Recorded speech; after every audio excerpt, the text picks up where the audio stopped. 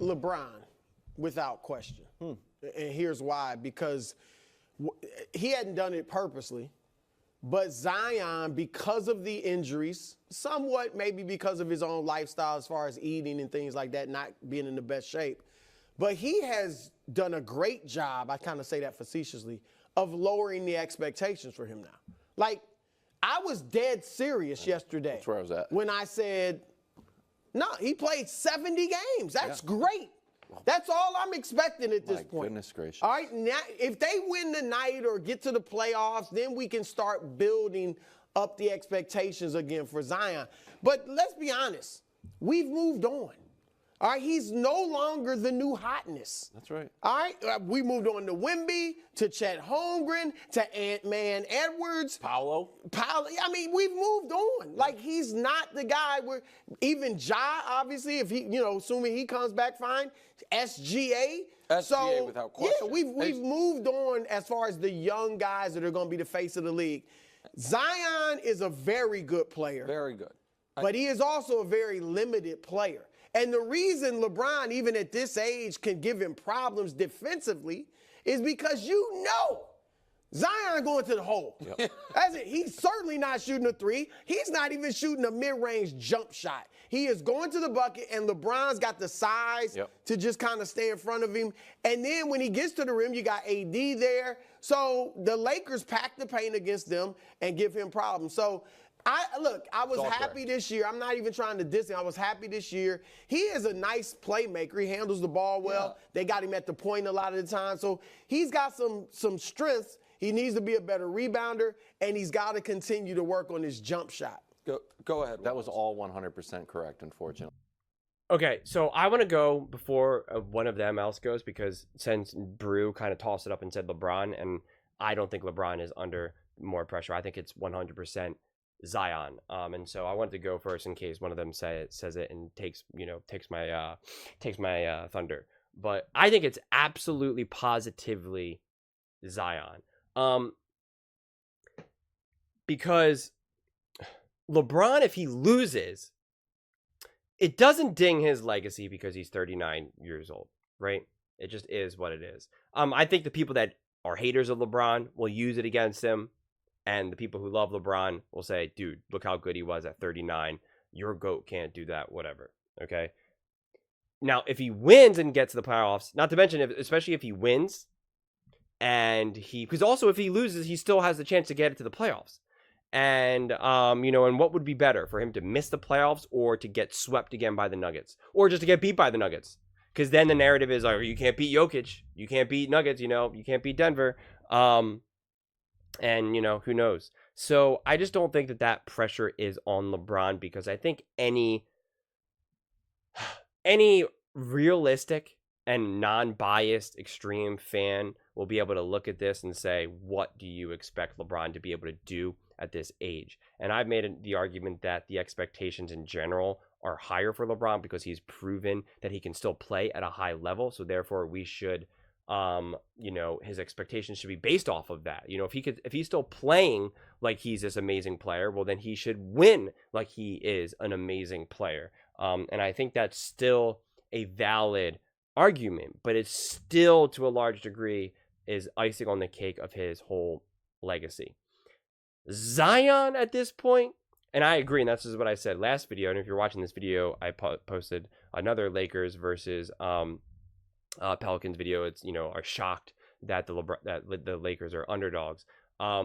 But I said this, which is what Bruce said as well just now, that we moved on from Zion. That Zion was this unbelievable player that everybody was so excited, losing their mind for. Let's go, let's go, let's go. Showed flashes of like, whoa, this dude, if he stays healthy, will take over the league. And again, we moved on. Wembanyama, SGA, even Jokic and Luka. It's just like, no one's really talking about Zion. No one. I mean, when you look at all these sports shows throughout this season, who really is talking about Zion? The people are still talking about Ja, but that's the thing. That's what these players don't ever seem to truly understand until it's too late. That the game is always bigger than them, right? Ja thinks that basketball needs him. And the reality is that No one cared that you were gone. No one cared that when you got suspended for the nonsense that you got up to before, and then you got injured, and it was like, all right, we're all obsessed with Wembanyama. We're still praising LeBron James, Steph Curry, Jokic, Luka, all these players. We don't need you. And it's the same thing with Zion. No matter how amazing he was or, how hyped he was, there's always someone else coming. And, especially when you have someone who's also so physically fascinating to watch, which is what Zion brought to his game as well because of his size and his body. We have a Wembanyama. And it's like, look at that guy. Look at that body. It's unbelievable. I don't, when you're watching him play, it's like your brain is kind of processing like, what am I even watching right now? I'm just not used to seeing a guy look like that, do the things that he's doing. And so, we move on. Us as fans, we watch things. We're very good at finding things that entertain us. Right? That's why we're on YouTube. We're clicking around. We're finding videos. We're jumping from game to game, to playoffs, to show, whatever it is. We're very good at finding things that entertain us. And as soon as something's really hyped and it just kind of goes away, it's like, okay, you're upset for a second and then you move on. Right? It's like when you have a show that you love and it gets canceled and you're like, what the heck? This show is unbelievable. How did it get canceled? I mean, the next day you're already watching another show and you're like, oh my God, this show is so good. I've already binged 2 seasons of it. Like, you just move on. And so the pressure is on Zion right now because it's like, who is Zion going to be in the NBA? Is he going to be a superstar or a star? Is he going to be a guy that everyone is talking about? Because Zion had the potential to be the guy that was, talked about virtually every single day in a sports show, right?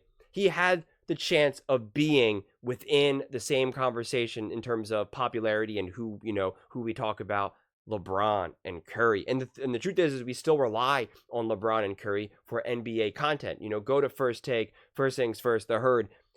Anytime we're talking about sports, it's like NBA, they still always have to talk about LeBron and Curry. And this is what JJ Redick kind of got mad about, but it's like, it's because they're the only truly unifying popular players. And Zion was supposed to be at that level where we were going to be talking about Zion day after day after day to be like, can you believe? He was must-see TV.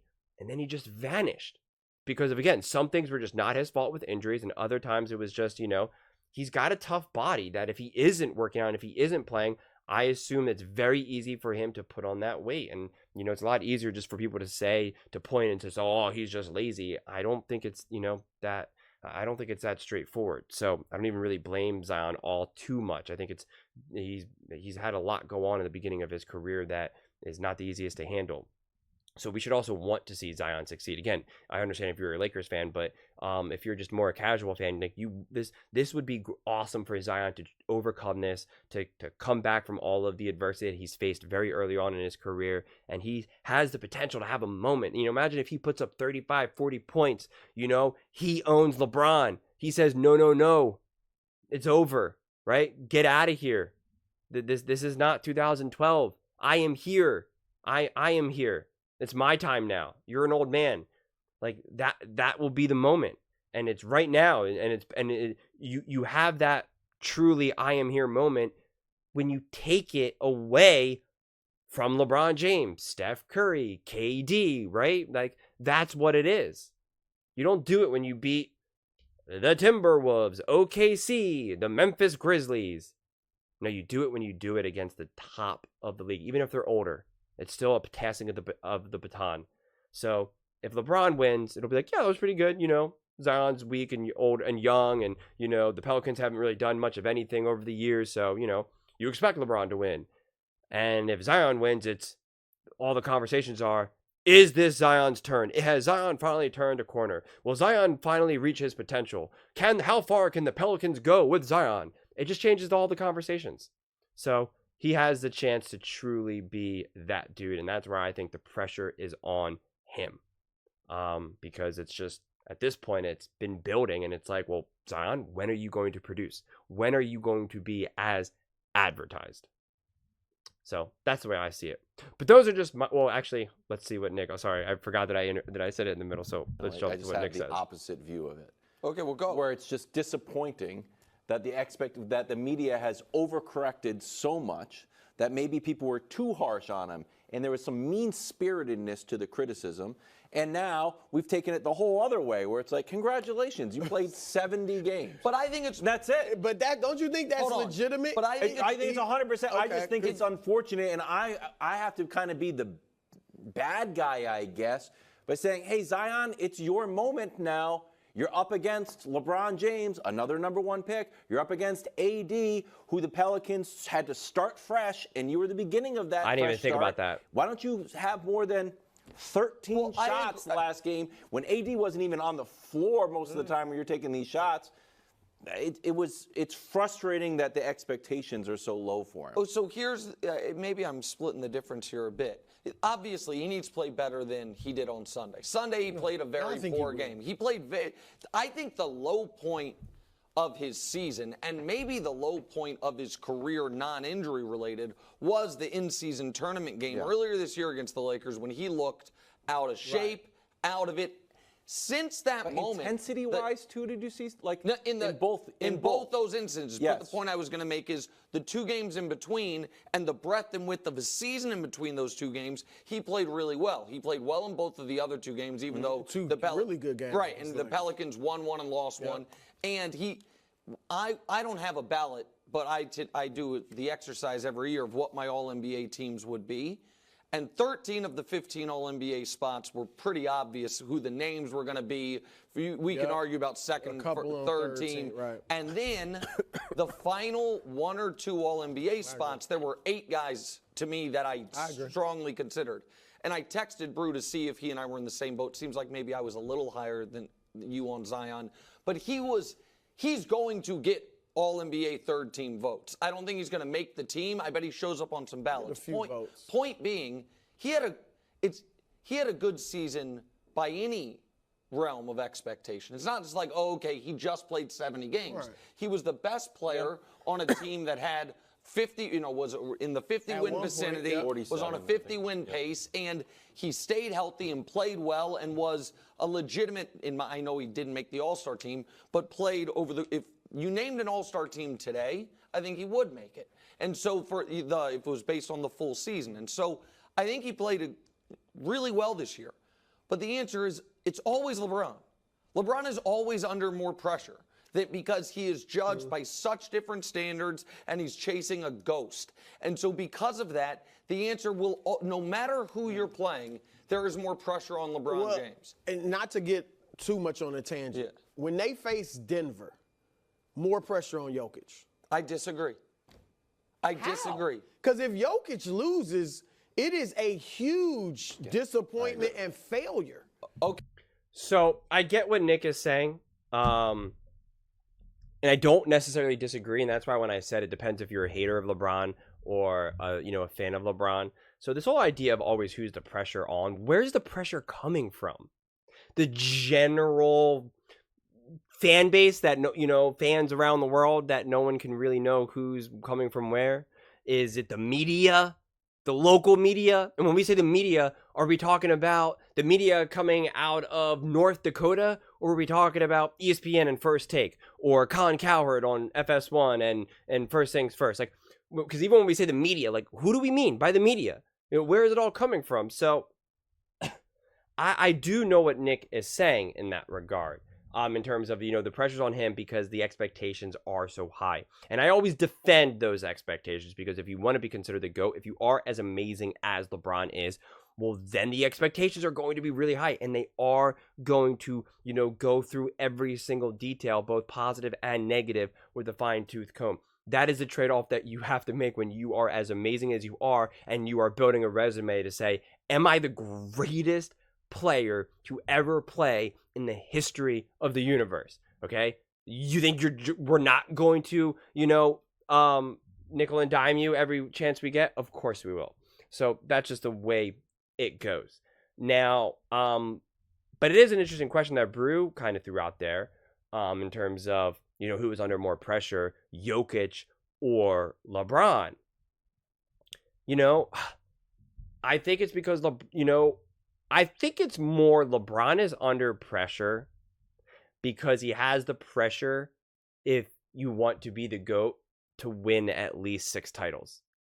And I think since he's not, and he didn't, then it's like, right, if when LeBron lost, all that attention was on him. And if Jokic lost, it would be, it was tough. LeBron's really good. The Lakers just had to, we didn't play good enough, yada, yada, yada. And then they move on. But with LeBron, it lingered. And it was like, can you believe he got swept? And then, of course, he tried to sidestep it and be like, oh, I might retire, just to try to change the conversation. So there's potentially more pressure on LeBron. I don't want to say that it's pressure. This is the way I look at it, and this is how I'll wrap this video up, is that LeBron is so much more massive. So the weight of the moment, think of him as like 100-pound dumbbell. It just attracts so much more gravity. You put it on the mattress, it's sucking everything down. It's so much more intense. Drop it in a pool and it goes down and it'll really clunk at the floor of the pool. There's just so much more weight there. So it kind of gives the illusion of this pressure. The pressure comes from the outside coming in and it's crushing you, right? That's where the pressure comes from. LeBron at this point in his career, I don't think he's facing that pressure, but he is such a larger than life person that he has so much more of this pull, but it's not necessarily pressure. You understand what I'm saying? So I think some of the pressure can come more, can be stronger in other incidences, like maybe a Zion or maybe a Jokic, even though it seems like the pressure's more on LeBron because those players, they're not 100-pound dumbbells. They're 50-pound dumbbells. So they just take up less weight. They take up less, force. Where again, I'm looking at a mattress right now. That's why I'm saying a mattress. And I'm also thinking of the old, commercials where they used to drop a bowling ball in a mattress and put like a glass of wine there to be like, look at this. And so I'm just thinking, again, you drop a 100-pound dumbbell on the mattress, the force of it is really going to do that. You drop a 50-pound dumbbell, sure, it's still going to hit, but it's nowhere near going to be as, intense. But that's not pressure. That's the mass of LeBron is just so large. So I see it a little bit differently. Hopefully that analogy lands and makes sense to you guys. If not, then let me know in the comments below. But so yeah, what are your thoughts on this one? I would absolutely love to hear them. Who do you think's under more pressure, LeBron or Zion? Let me know in the comments below. I read every single comment, whether you agree with me or disagree with me. Either way, let's get in some discussions. Let's get in some fights. But ultimately, let's just have some fun. And please do consider subscribing. We are building an amazing community here, and I would absolutely love to see you part of it. I want to build something that we all genuinely feel connected to. Something that we're really excited to be part of, and I think we're well on our way to doing it. And please don't forget to give this video a thumbs up. It really, really does help with the visibility, and it helps combat all the trolls and the haters, and I would greatly, greatly appreciate it. Thank you so much, and see you next time.